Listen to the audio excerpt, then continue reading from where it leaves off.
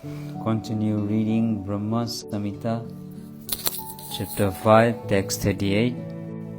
Premanjana Churita Bhakti Vilochanena Santa Sadaiv Hirdeyesu Vilokayanti Yam Shama Sundaram Achint Gunaswarupam Govindamadi Purusham Tamam Bhajami.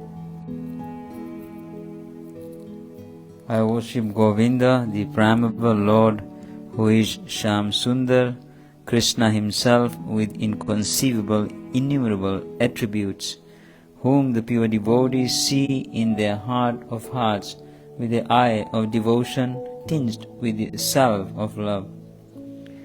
The Sham Sundar form of Krishna is his inconceivable, simultaneous, personal and impersonal self-contradictory form.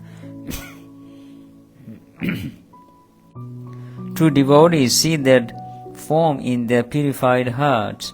Under the influence of devotional trance, the form Sham is not the blue color visible in the mundane world, but is the transcendental variegated color affording eternal bliss, and is not visible to the mortal eye. On a consideration of the trance of Vyasado, as in the sloka Bhakti Yogena Manasi, etc., Srimad Bhagavatam 174, it will be clear that the form of Sri Krishna is the full personality of Godhead and can only be visible in the heart of a true devotee, which is the only true seat in a state of trance under the influence of devotion. When Krishna manifested himself in Braja, both the devotees and non-devotees saw him with this very eye. But only the devotees cherished him, eternally present in Braja, as the priceless jewel of their heart. Nowadays, also the devotees, are see him in Braja in their hearts, saturated with devotion, although they do not see him with their eyes. The eye of devotion is nothing but the eye of the pure unalloyed spiritual self of the Jiva. The form of Krishna is visible to that eye in proportion to its purification by the practice of devotion. When the devotion of the neophyte reaches the stage of Bhava Bhakti, the pure eye of the devotee is tinged with the self of love by the grace of Krishna, which enables him to see Krishna face to face. The praise in their hearts means Krishna is visible in proportion as their hearts are purified by the practice of devotion. The sum and substance of this sloka is that the form of Krishna, who is Sham Sundar, Natavara, best dancer, Muralidhar, holder of the flute, and Tribhanga, triple bending, is not a mental concoction, but is transcendental and is visible with the eye of the soul of the devotee under trance. Ramadi Murtisu Kala Niyamanatistan Nana Avatar Akrod Bhuvaneshu Kintu Krishna Swayam Sambhavat Param Pumamyo Govindamadi Purusham Tamaham Bhajami. I worship Govinda, the primeval Lord, who manifested himself personally as Krishna and the different avatars in the world in the forms of Rama, Narsingha, Vamana, etc., as his subjective persons. His subjective persons as the avatar, viz. Ram, etc., appear from Vaikuntha, and his own form Krishna manifests himself with Vraja in this world. From Goloka, the underlying sense is that Krishna Chaitanya, identical with Krishna himself, also brings about his appearance, the direct manifestation of Godhead himself. Yasya prabhato jagat andakoti kotifs asesa visudhati vibhuti bhinnam tad brahma niskalam anantam asesa bhutam govindamadi purusham tamaham bhajami. I worship Govinda, the primeval Lord, whose effulgence is the source of the non-differentiated Brahman mentioned in the Upanishads, being differentiated from the infinity of glories of the mundane universe, appears as the indivisible, infinite, limitless truth. The mundane universe created by Maya is one of the infinite external manifestations accommodating space, time, and gross things. The impersonal aspect of Godhead, the non-differentiated Brahman, is far above this principle of mundane creation. But even the non-differentiated Brahman is only the external effulgence emanating from the boundary wall of the transcendental realm of Vaikuntha, displaying the tricontinental glory of Govinda. The non-differentiated Brahman is indivisible, hence is also one without a second, and is the infinite and residual entity. Maya hi yasya jagat anda satani sute trigun tad visaya ved vitayamana satva balam para satva visuddha sattvam govindamadi purusham tamaham bhajami. I worship Govinda, the primeval Lord, who is the absolute substantive principle, being the ultimate entity in the form of the support of all existence, whose external potency embodies the threefold mundane qualities, viz. Sattva, Rajas, and Tamas, and diffuses the Vedic knowledge regarding the mundane world.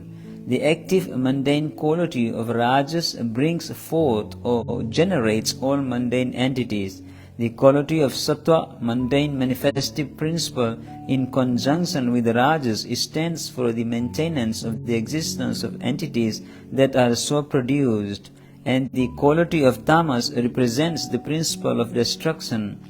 The substantive principle, which is mixed with the threefold mundane qualities, is mundane, while the unmixed substance is transcendental. The quality of eternal existence is the principle of absolute entity.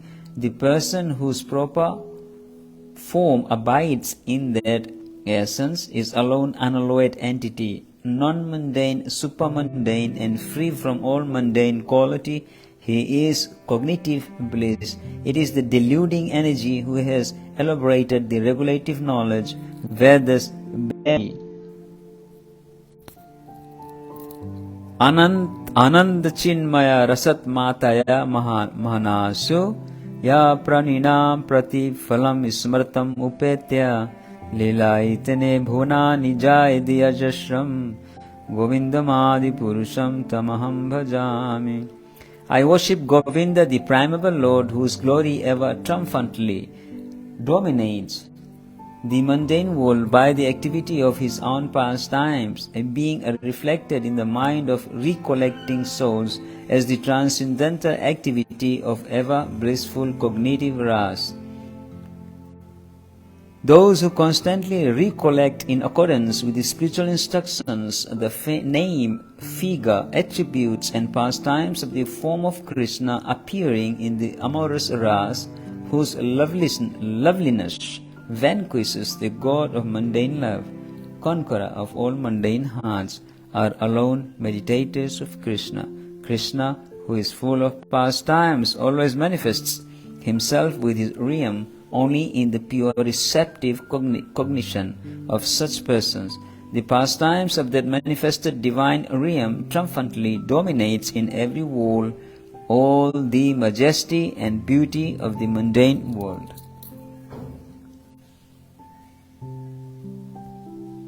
Goloka namni nija dhamni tale chatasya Devi Mahesh Haridham Sute Sute Sute Te Prabhava Nichaya Vitas Chayena Govindam Adi Purusham Tamaham Bhajami.